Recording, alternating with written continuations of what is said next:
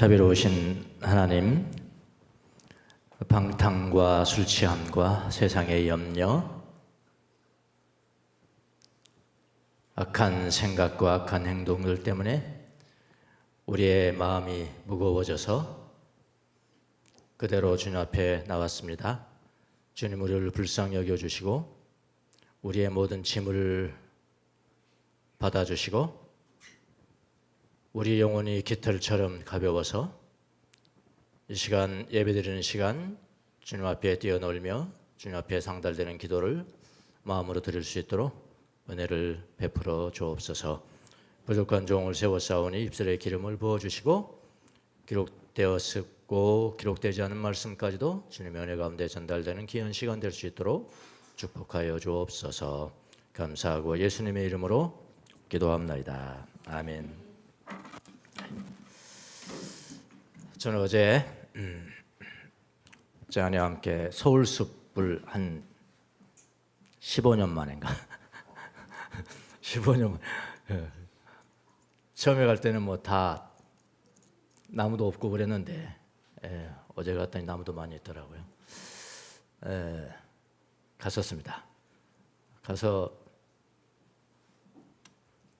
많이는 돌아다녔는데 거기만 뭐 왔다 갔다 했더라고요. 너무 익숙하니까 그 길만 왔다 갔다 해가지고 10분의 1이나 봤나?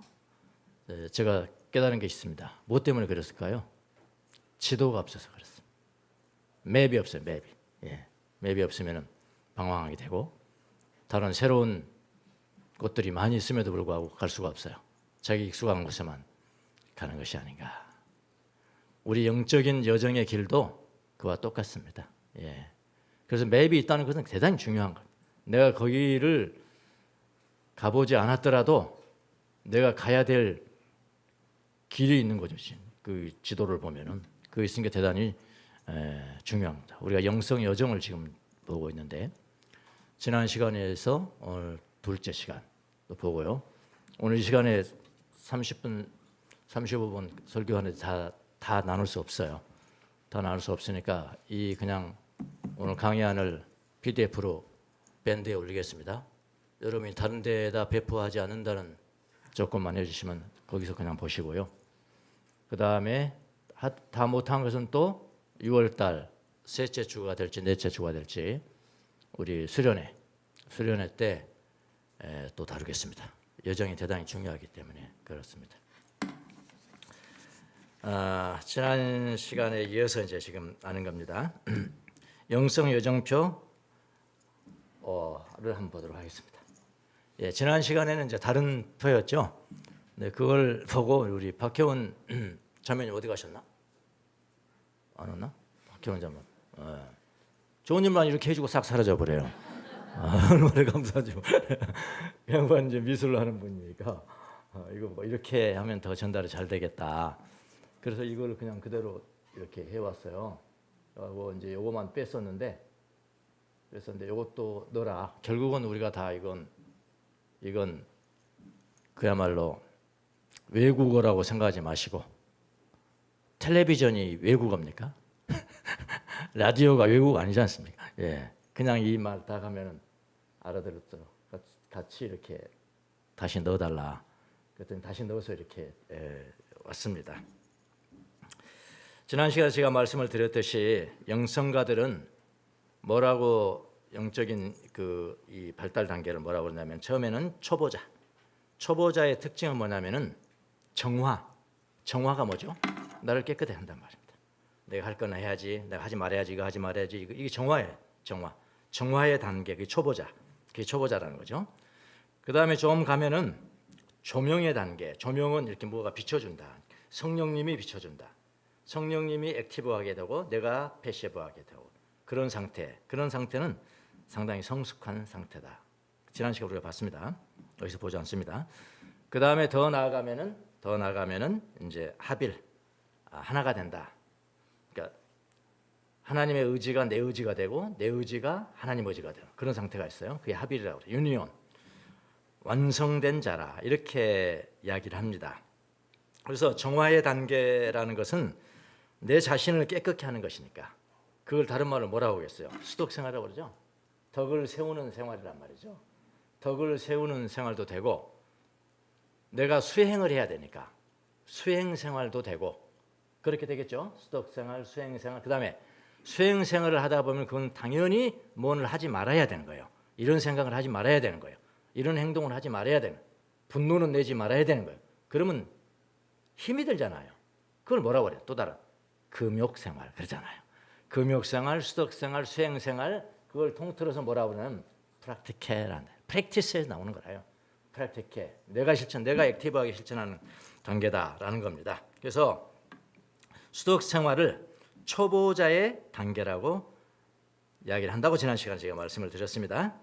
그런데 우리는 이것을 뭐라고 그러냐면은 우리식으로 말하면 신앙생활에 이러잖아요. 신앙생활.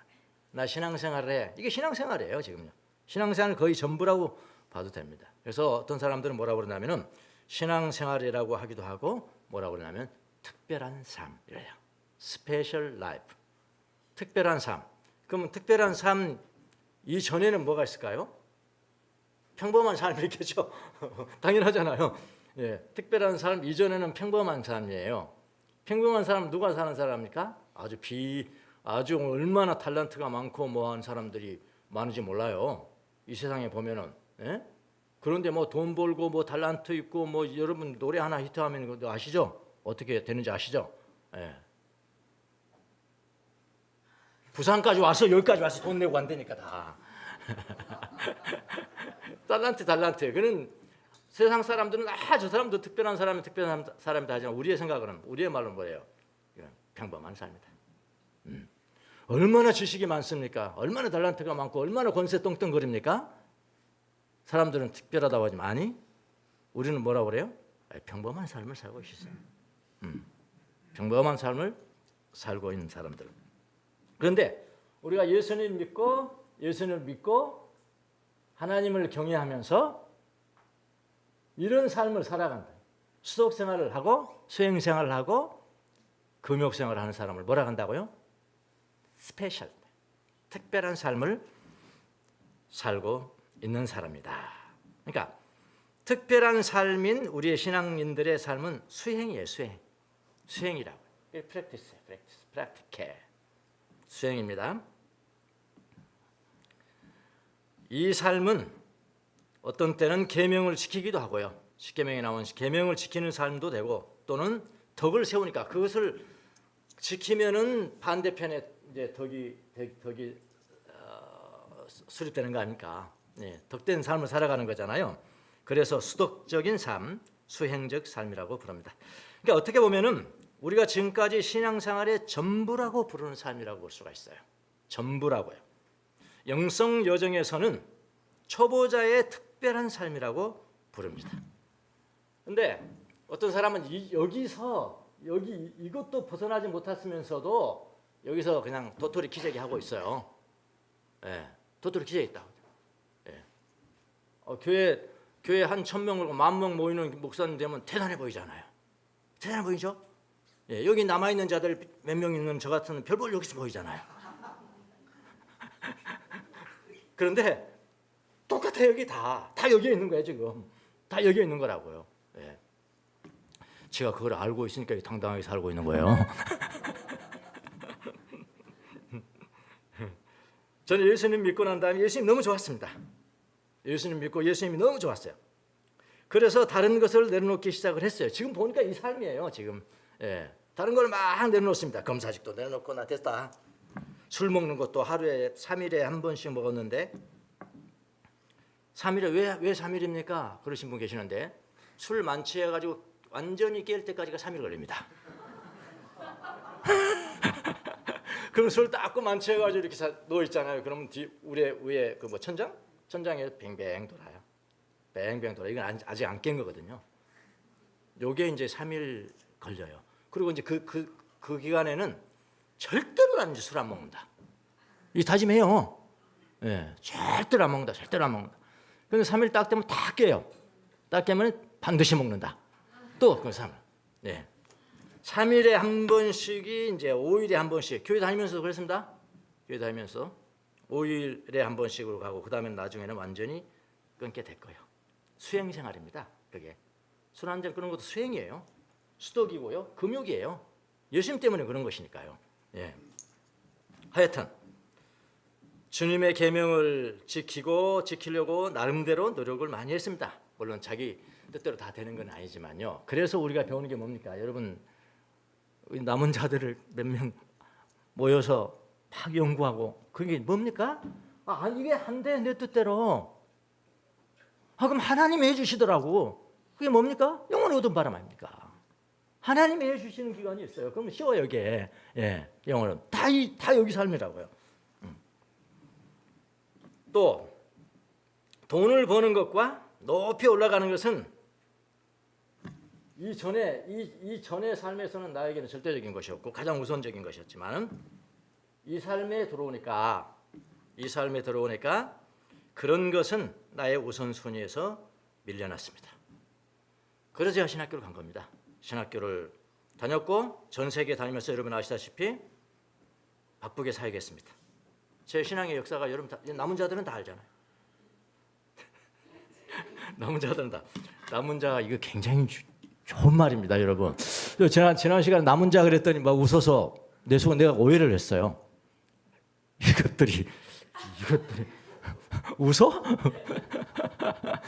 남은 자는 여러분 구약 성경에 나오는 아주 중요한 사상 아닙니까? 하나님을 다 떠났지만 그래도 남은 자들이 있다. 그 렘넌트예요. 예, 남은 자 사상. 저는 아주 긍정적인 의미로 지금 이야기를 한 거거든요. 근데 다시 물어봤더니 여러분도 긍정적으로 이해를 하셨다고. 그래서 할렐루야 제가 그렇게 얘기를 했죠. 예, 그렇게 사역이 됐습니다. 그 다음에 어느 때인가 주님이 영성의 길로 인도를 하시고 어느 날 그렇게 열심히 사는 것이 내가 그렇게 열심히 살아. 나는 최고라고 생각했거든요. 최고라고 생각했어. 내가 사역에서도 최고야. 강사들 몇백 명, 몇십 명 모이지만 미국 같은 데는요 모이지만은 제가 다른 사람보다 결코 뒤떨어지지 않았어요. 다른 사람들이 그렇게 말해줬다 이 말이죠. 내가 이야기한 건 아니고요. 그런 삶을 사니까 내가 다 최고인 줄 알았죠. 얼마나 교만해지겠어요. 교만하기도 하고 왜 강의를 저렇게 하나? 왜 청년들한테 이 메시지 전달을 왜 저렇게 하면 전달 안 배우셨나 봐. 속으로. 정말 전달 안 돼. 딜버리 안 배우셨나 봐. 막 그렇게 자기 혼자 날리고요. 그렇게 열심히 사는 것이 그렇게 열심히 살았다 이 말이죠. 저도 열심히 살았는데 그게 영성의 여정에 들어와서는 뭐라고 그랬냐면요. 정확하게 표현합니다. 초보자의 신앙생활이다. 그렇죠? 초보자의 신앙생활이다. 그거를 제가 알고 사무실에서 홀로 울었습니다. 그러니까 저는 그렇게 아까 봤더니 몇만 명 교회 또 이렇게 날이잖아요. 그거면 완전히 내가 성장했다고 생각하는 거잖아요. 예? 그런데 그 모든 게 다 이 단계에 있으면은 그거는 뭐냐면은 초보자란 말이에요. 초보자란 말이에요. 초보자라는 것은 교회 처음 다닌 사람이 아닙니다, 여러분. 예, 이 수행 생활을 하고 여기에 아직 극복하지 못하는 건 다 초보자인 거야, 초보자. 아니 얼마나 많은 사람들 앞에 강의를 하던 몇만 명의 목사가 되는 그건 상관없어요. 그런 것 때문에 교만하고 허영심 있으면은 그 초보자이다, 초보자라고. 그걸 알고 제가 울었습니다. 제가 영성 여정을 미리 알았더라면은 이런 여정들을 미리 알았더라면은 당혹하면서 울지까지는 안 했을 건데 내가 부족하다 그랬을 건데 여러분은 저같이 울지 마시라고 영성 여정을 이렇게 강조를 하는 것입니다. 그래서 초보자의 단계인 수독 생활은 아주 특별한 삶이에요. 그러나 우리가 이 세상은 특별한 삶입니다. 특별한 삶. 불신자들이 이제 탁월하게 사는 사람들이 많잖아요. 아니 돈 벌고 권력을 얻는데 우리는 아무것도 아니잖아요. 게임이 안 돼요. 우리는 거기다 넣으면 탁월한 거죠. 쉽게 말하면 불신자들의 탁월한 삶과도 근데 우리는 비교가 되지 않아요. 거기는 못 미치지만 우리는 하나님 앞에서 생활하는 게 있어서는 믿음과 하나님을 경외하는 이 단계만 됐어도 이거는 특별한 삶을 살고 있는 거예요. 특별한 삶. 그 전에는 이 믿음 전에는 뭐예요? 아무리 위대한 삶을 살고 있지만은 그건 평범한 삶인 거죠. 평범한 삶. 불신자의 탁월한 삶과도 우리는 비교가 되지 않습니다. 우리는 하나님의 도우심으로 수독 생활을 하기 때문에, 이 생활을 하기 때문에 특별한 삶입니다. 여러분이 주님의 도우심으로 이 수독 생활을 하고 있다면은 여러분 그것만으로도 특별한 삶을 살고 계시다고 믿으셔야 합니다. 예. 그러나 거기에만 머무르면 안 돼요. 그래서 우리가 여정이 있는 거예요. 예. 어제 저는 거기 막 왔다 갔다 너무 좋더라고요. 거기가. 또 오니까 또 그네 역도 못 찾겠더라 이제는. 예? 왜 그래? 지도가 없어 지도가.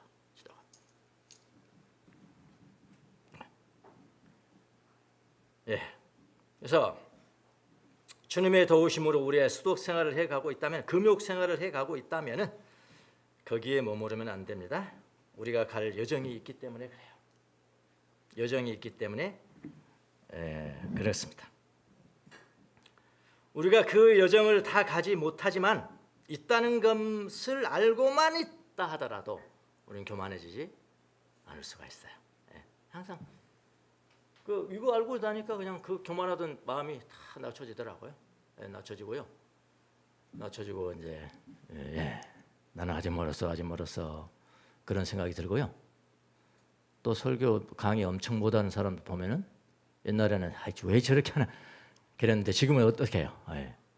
주님은 어떻게 생각하세요? 그러죠.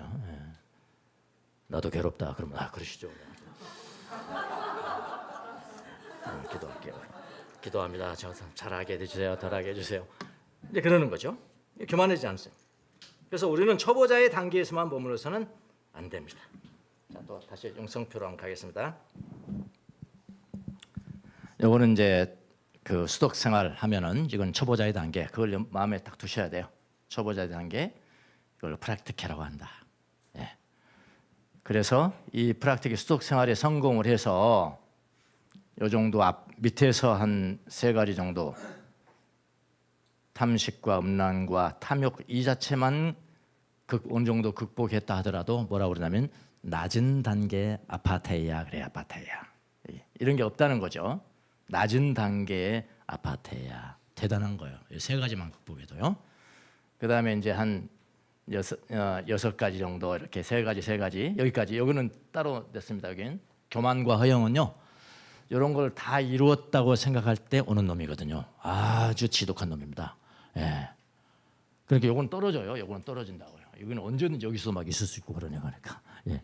요거만 6가지만 극복한다 하더라도 그것이 없으니까 악한 생각 혹은 정념 그래요. 무정념. 그걸 아파테이아 그런다. 아파테이아 기억하시고요. 아파테이아. 이 무정념 상태가 이르면은 이런 거에 대해서 흔들리질 않죠. 예를 들어서 분노가 있는 사람이 이제는 분노를 분명히 해야 되는 상황이 됐음에도 불구하고 옛날에는 막 분노를 했는데 이제 뭐 움직이지가 않아요. 마음이 움직이지가 않아. 그게 무정념이라 상태열입니다. 그러면 그런 사람은 사랑을 얻게 되고요. 그 사람은 특징은 평온함입니다. 평온하고 고요하고 영혼의 자체의 빛으로 보기 시작한다는 거고. 자, 여기를 지나서 여기는 이제 시작이잖아요. 마지막에 이제 거의 이제 성숙한 사람 단계 시작인데 여기서는 시작을 여기의 특징은 뭐냐면은 우리가 지난 시간에도 봤지만 컨템플레이션이에요. 관상. 오늘 조금 보도록 하겠습니다. 관상의 정확한 의미가 왜 우리 개신교회들이 여기에 부정적으로 오해를 했는지 그걸 좀 보도록 하겠습니다. 예. 이거는 하나님만을 바라보는 신앙인데 그 신앙을 어디서부터 시작되냐면은 자연을 통해서 하나님의 흔적을 보는 거예요. 자연을 통해서 하나님의 흔적을 보는 것이 관상의 입문입니다. 입문. 예. 그리고 좀 더 지나면은 이제 이미지 가지고 하나님을 보지 않아요. 하나님과 직접 대면하죠. 그래서 그걸 뭐냐면 신학이라고 그래요. 지금 오늘날 우리 신학과 다릅니다. 전혀 다릅니다. 오늘날 신학은 뭐예요? 지적인 능력만 있으면 신학 박사잖아요. 지적인 능력만 있으면 신학자잖아요. 또 지적인 능력은 어떤 체험과 상관없어요. 신비로운 체험과 상관없어요. 기도 잘하는 거 상관없어요. 어디에서 박사하겠냐 그게 중요한 거예요. 예, 신학자도. 근데 영성가들의 신학자는 뭐냐면 신학이라는 것은 성삼위 하나님을 체험으로 아는 지식을 가진 사람이에요. 그러니까 하나님 제일 가까운 사람 쉽게 말하면. 예. 제일 가깝겠다고 자타가 공인하는 그런 사람이라면 그때 신학자예요. 영성에서 신학은 좀 다릅니다. 이렇게 지식을 습득한다. 이런 과정이거든요. 그래서 오늘은 여기서부터 조금 더 보도록 할게요. 자, 하나님을 두려워하는 단계, 예수님 믿고 하나님을 두려워하는 삶의 단계, 프락티케. 예수님의 능력으로 십계명을 지키기도 하고 오늘 조금 보게 될 8가지 악한 생각을 극복하는 훈련 단계 이렇게 보시면 돼요. 여기 요거만 이제 써놨습니다. 다른 뭐 십계명을 지킨다는 것도 다 들어갑니다. 그래서 이 수덕적인 삶을 잘 살 때 우리의 마음이 청결해지는 단계. 예. 신앙의 목적과 목표가 무엇이냐 그랬잖아요. 예. 신앙의 목표는 정결한 마음이다. 그 정결한 마음이 있을 때 하나님을 보는 것이다잖아요. 그래서 다시 한번 봅시죠. 예, 여기 정결해지는 거죠. 예, 마음이 정결한 자는 복이 있나니 보정님이 정결해졌어요. 그럼 어떻게 그 다음에 하나님을 보는 것이다. 하나님을 보는 이 목적이 되죠. 이렇게 되는 겁니다. 첫 프락티케 단계를 한번 볼게요. 여기에 지금 제가 기록한 거 외에 잠깐만 저는 이외에 잠깐만 보도록 하겠습니다. 예를 들어서 사막의 수도사들이 제일 먼저 수행 생활을 할 때 뭘 중요시 여겼냐면 자기들의 내면의 활동을 굉장히 중요시 여겼어요. 내면의 활동. 그러니까 그들만 알고 있는 거예요. 당신은 어떻게 그렇게 마음의 정결을 얻었습니까? 나만이 알고 있는 게 있지 그런 거야. 나만이 알고 있는 게 있지. 그게 뭔데요? 자, 이런 것들을 인터뷰를 통해서 알아서 그다음에 알아내고 쓴 책이 그게 이제 존 카시안의 책이라 이 말입니다. 그 책에 보면은 이런 것들이 나와 있어요. 이 사람들이 특별하게 하는 행동이 있었는데 그게 뭐냐면 과거에 자기가 지은 죄에 대해서 항상 기억해내는 거예요. 기억해. 죄는 어떻게 뭐 잊어버린 것도 있지만은 기억나는 게 더 많잖아요. 아주 심각한 것도 있고 뭐 사소한 것도 다 기억나는 거예요. 근데 아직까지 기억의 정화가 이루어지지 않은 사람들은 그거 기억할 때마다 굉장히 괴로워. 네, 기억할 때마다 괴롭다면 그건 기억의 정화가 아니라는 거예요. 과거에 지은 죄도 기억이 나지만은 이제는 나를 괴롭히질 않아요. 괴롭히질 않고 그것만 생각하면 내가 더 겸손해지는 거야. 그것만 생각하면 주님이 나에게 더 은혜를 얼마나 주님의 은혜로 내가 용서를 받았는가를 생각하게 되고 또 눈물을 흘리게 되고 좋은 눈물입니다. 그렇게 그래서 이걸 뭐라고 하냐면 지은 죄에 대해서 기억하고 탄식하고 눈물을 흘리기. 이것도 그들의 내면 생활이었습니다. 프락티케 중에 하나죠. 그런 것도 있었고요. 간단히 넘어갈게요. 나중에 저기서 보세요. 그 다음에 이제 저희들이 그 사막의 수도사들이 많이 했던 것이 뭐냐면은 마음 돌봄이에요. 마음 돌봄 중에 중요한 것은 뭐냐면 성찰입니다. 성찰. 깊이 있는 영성을 깊은 영성을 가진 사람들은 성찰을 하지 않는 사람이 없다. 그렇게 이야기를 했습니다.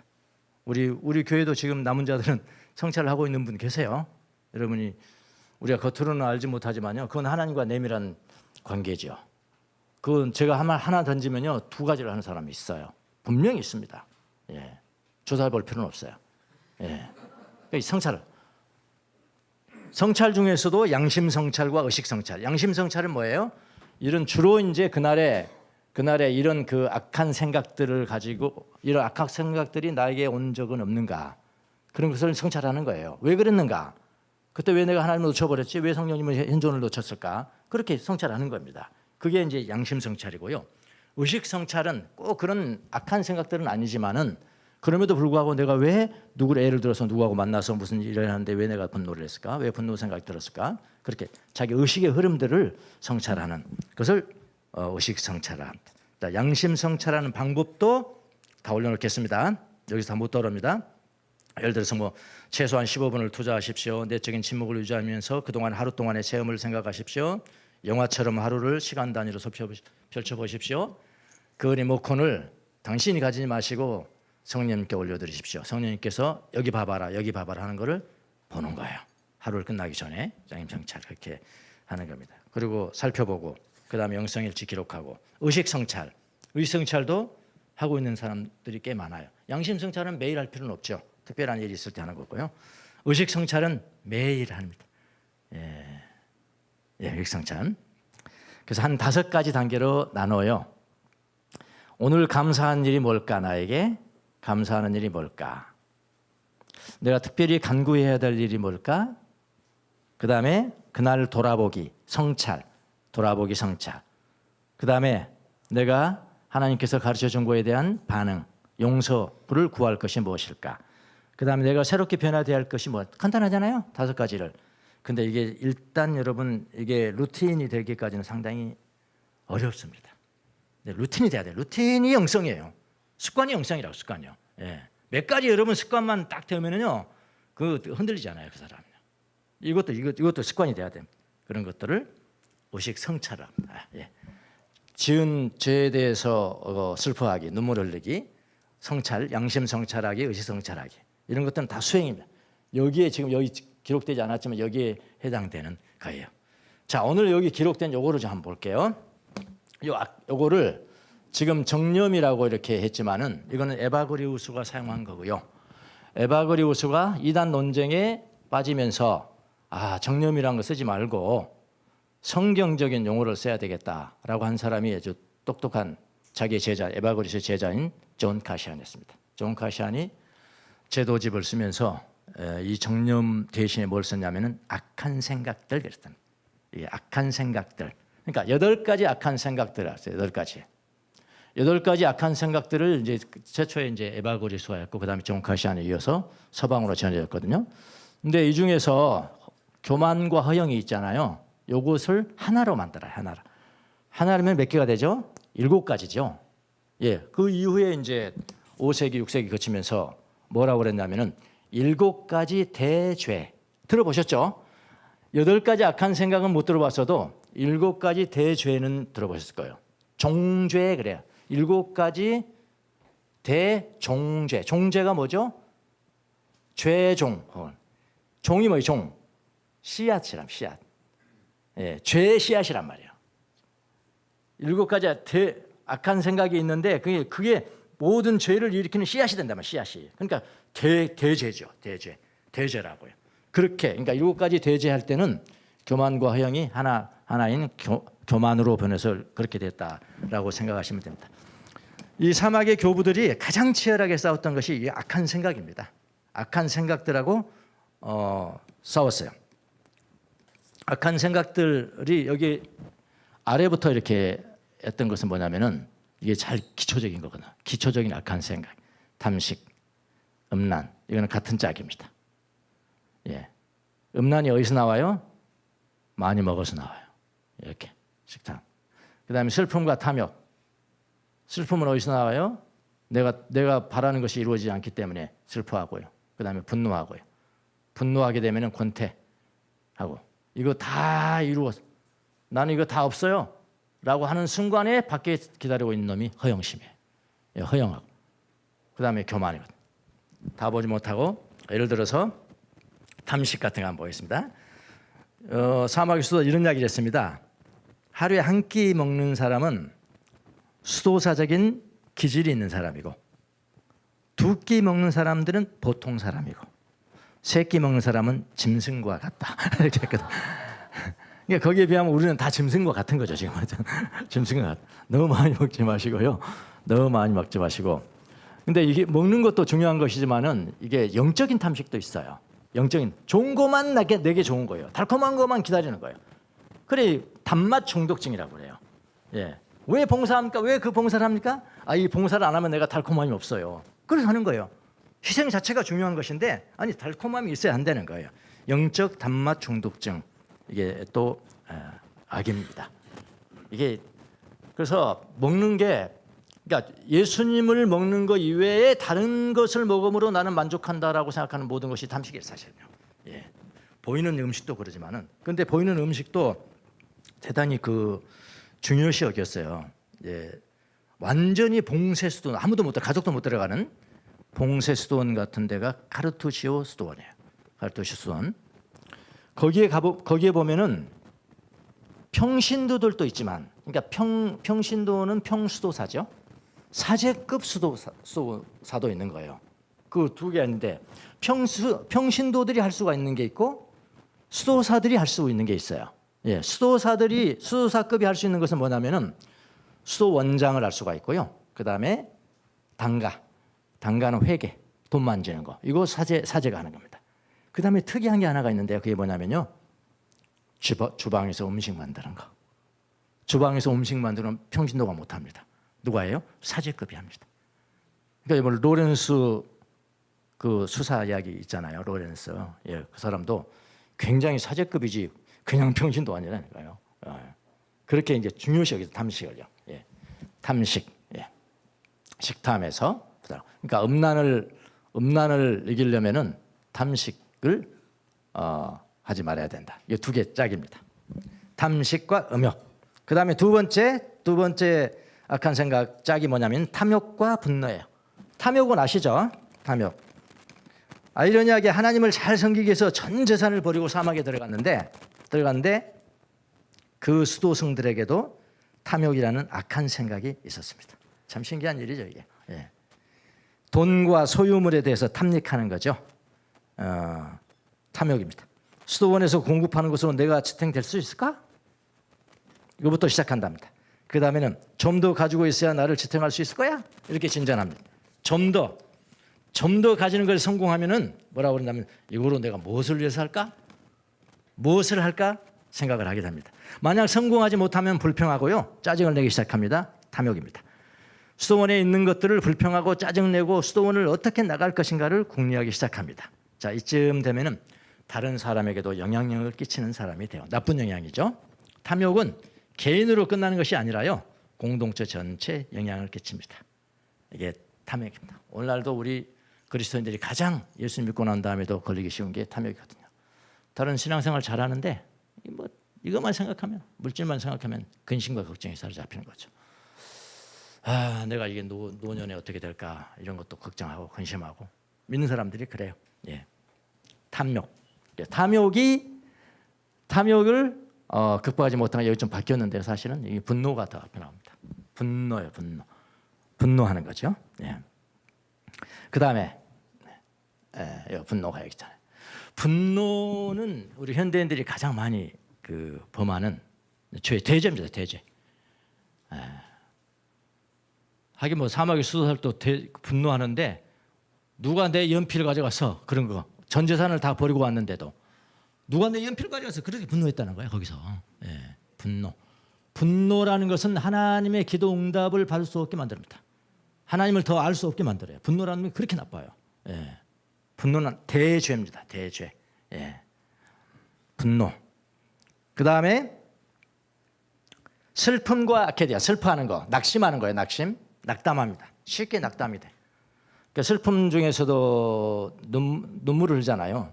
그러면 이게 거룩한 눈물이 있고 거룩한 슬픔이 있고 악한 슬픔이 있죠. 예. 거룩한 슬픔은 회개하게 만들잖아요.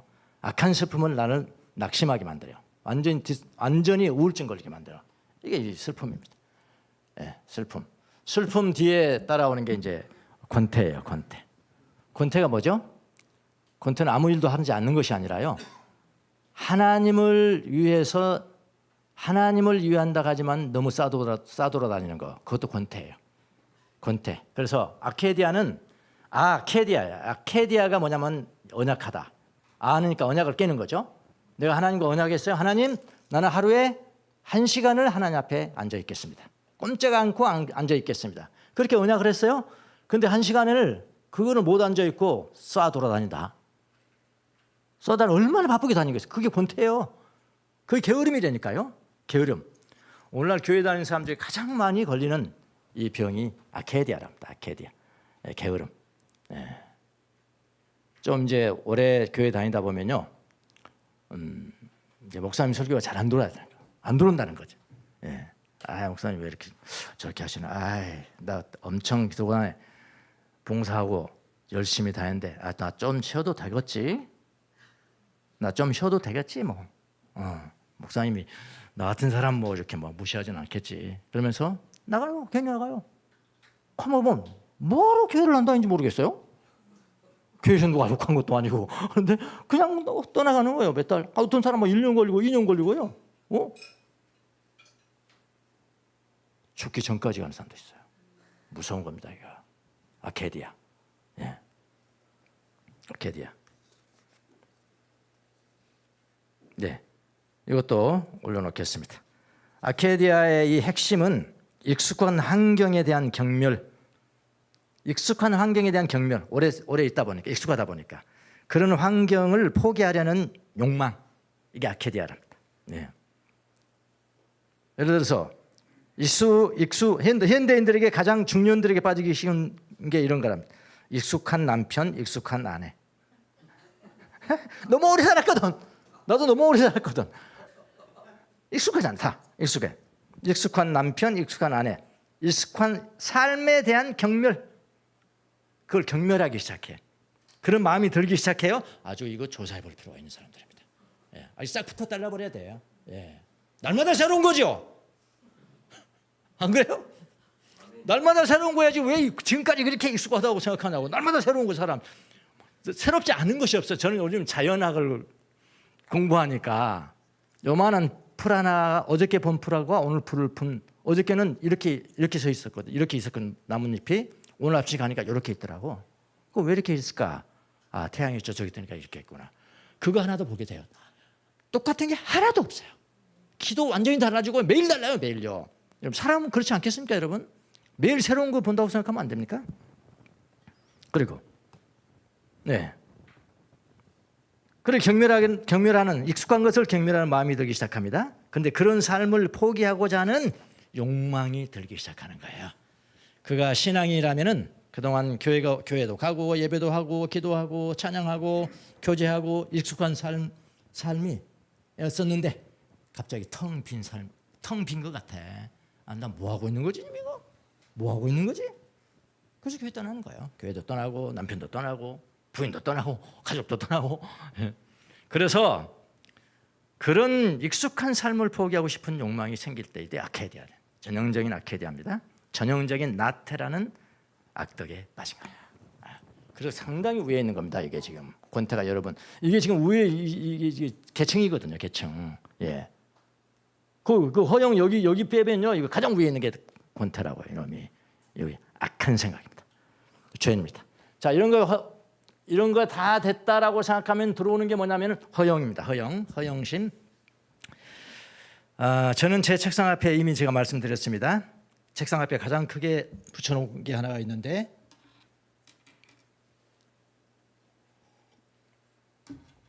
허영심 극복 지침. 다른 건 없어요. 허영심 극복 지침. 그거 붙여놓고 생각날 때마다 읽으면서 마음에 새기고 있습니다.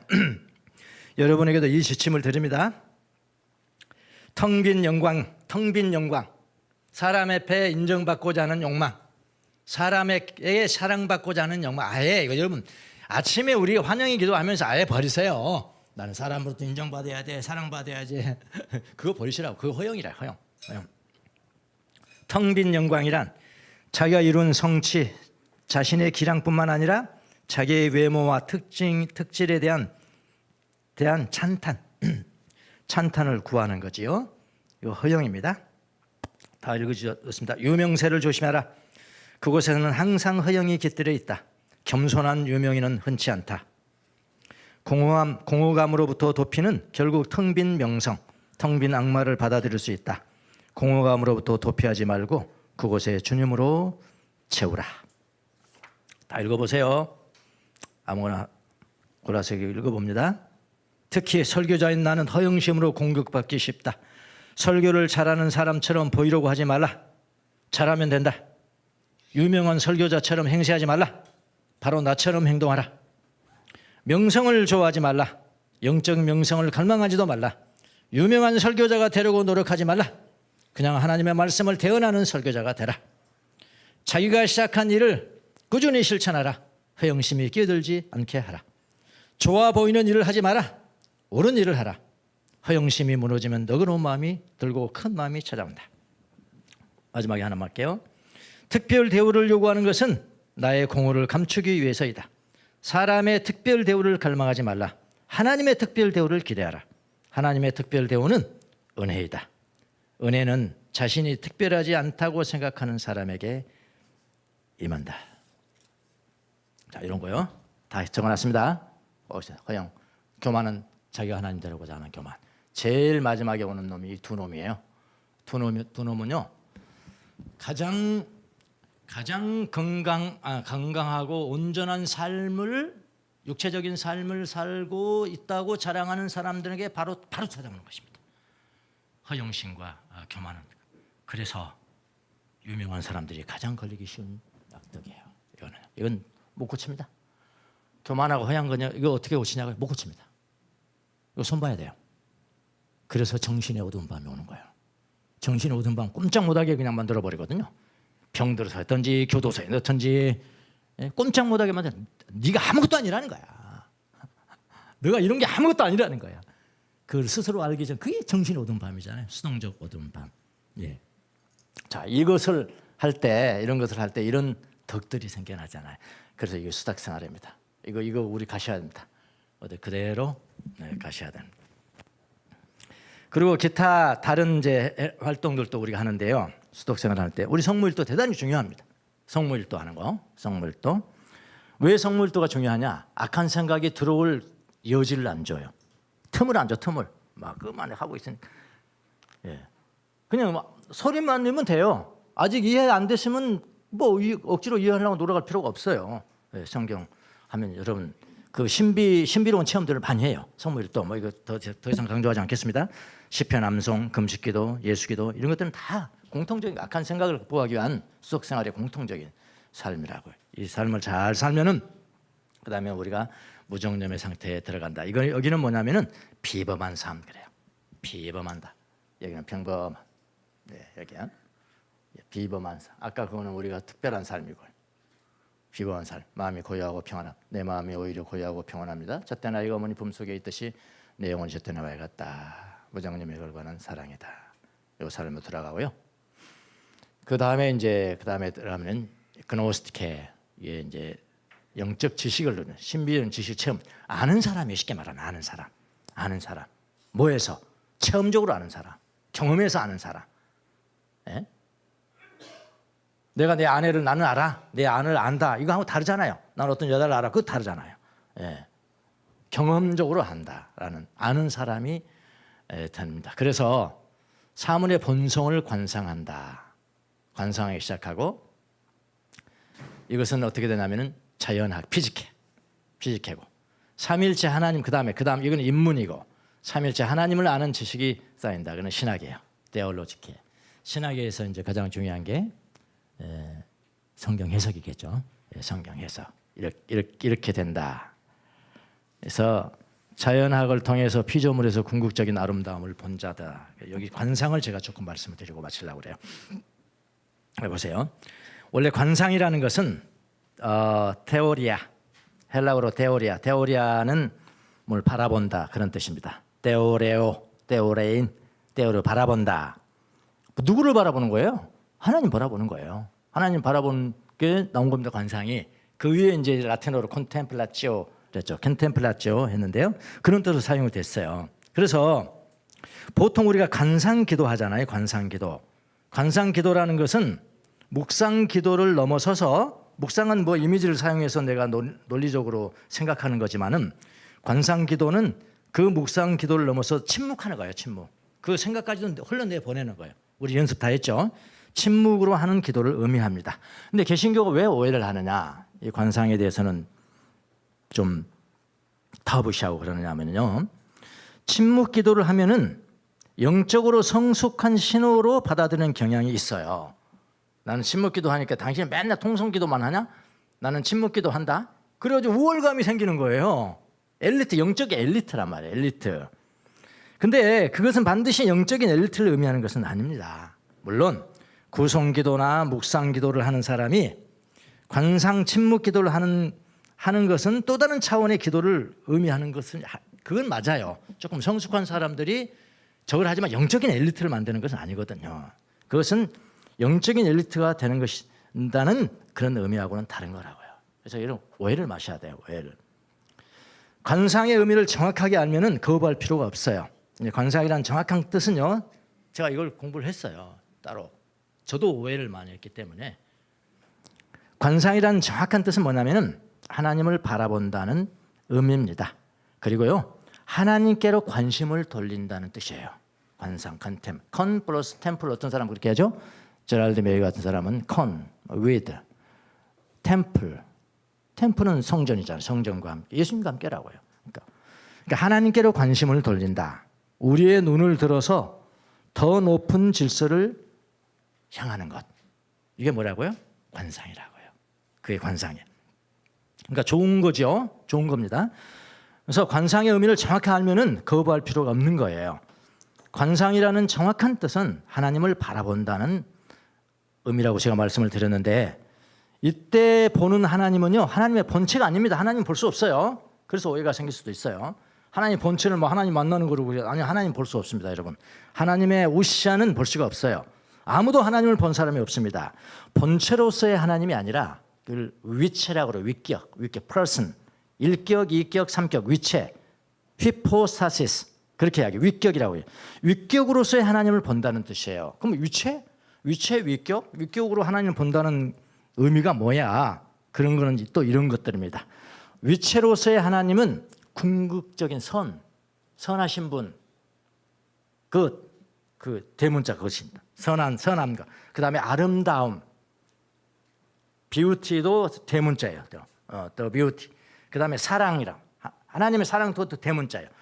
이런 것들로 표현이 되는 거예요. 그러니까 바울 사도가 고린도후서 12장 2절에서 나는 그리스도를 믿는 사람 하나를 알고 있습니다. 그는 14년 전에 셋째 하늘에까지 이끌려 올라갔습니다. 그가 몸으로 그렇게 했는지 몸을 떠나서 그렇게 했는지는 나는 알지 못하지만 하나님께서는 아십니다. 이 사람은 낙원에 이끌려 올라가서 말로 표현할 수 없고 사람이 말해서도 안 되는 말씀을 들었습니다. 이런 거 있죠. 여기에 이 바울 사도가 하나님을 본체를 본 겁니까? 그게 아니잖아요.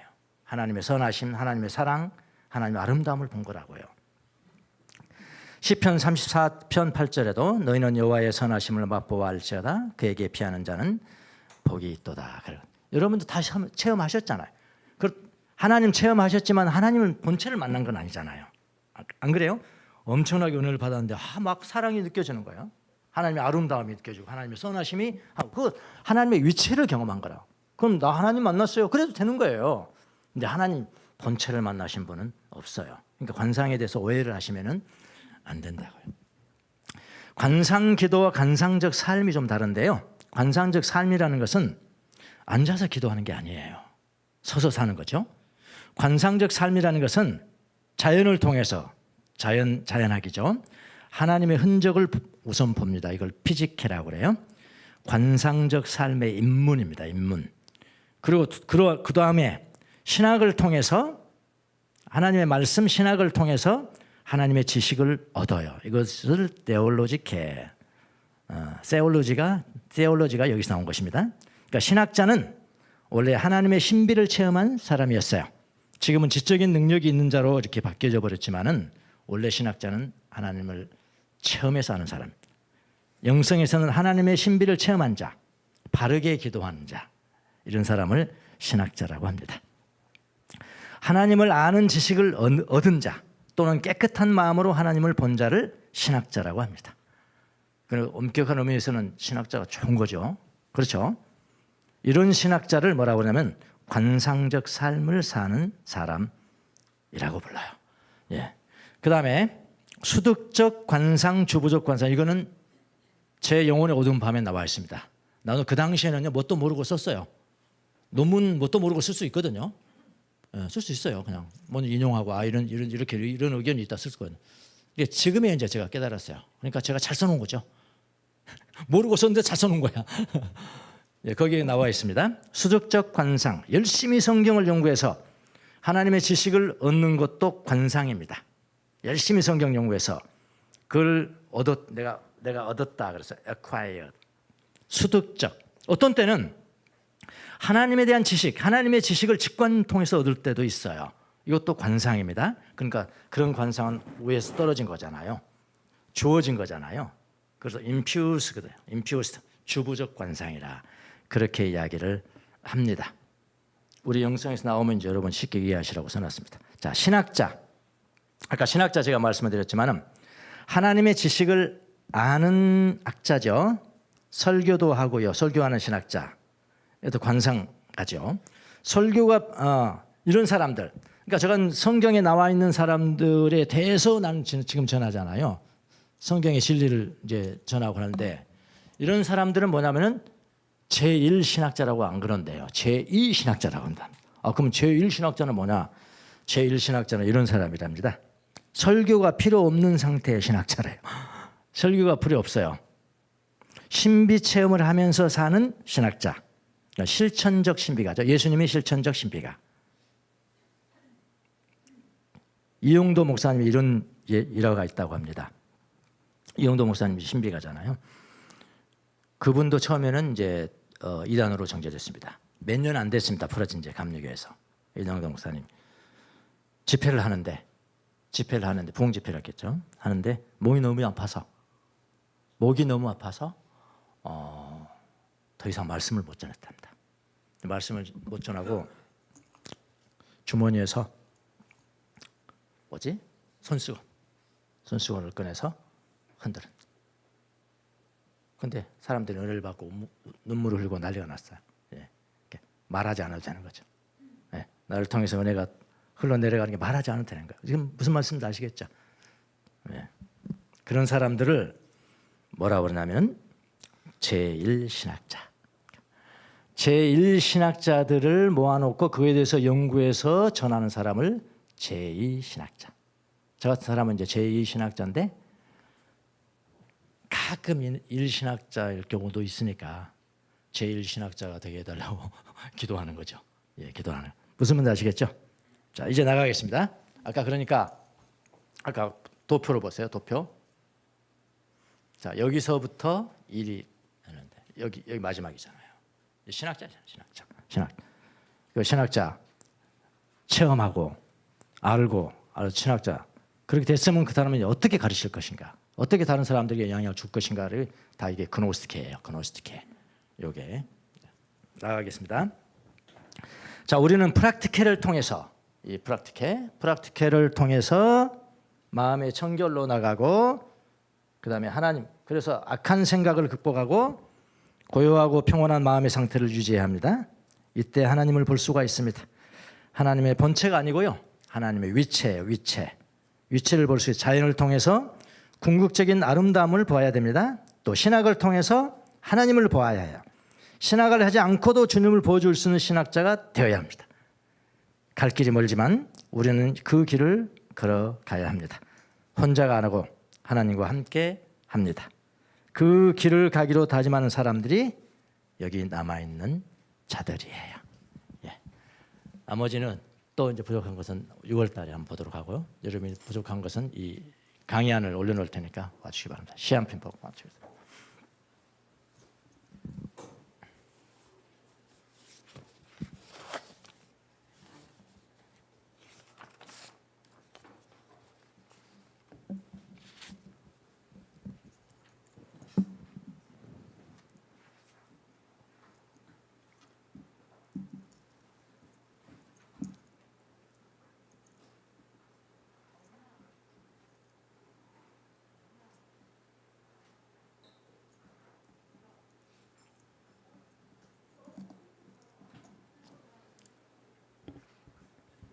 기도하겠습니다. 하나님, 우리가 어떤 여정을 걸어가야 되는지 보여주시고 알려주셔서 감사합니다. 초보자의 수준에만 머물러 있지 아니하고 마음의 정결을 얻어서 하나님을 보는 그곳에까지 나아갈 수 있도록 도와주옵시고 우리를 보는 자들이 예수님을 보는 그런 은혜에 충만한 그런 삶을 우리가 살아가도록 은혜를 베풀어 주시옵소서. 감사하고 예수님의 이름으로 기도합니다. 아멘.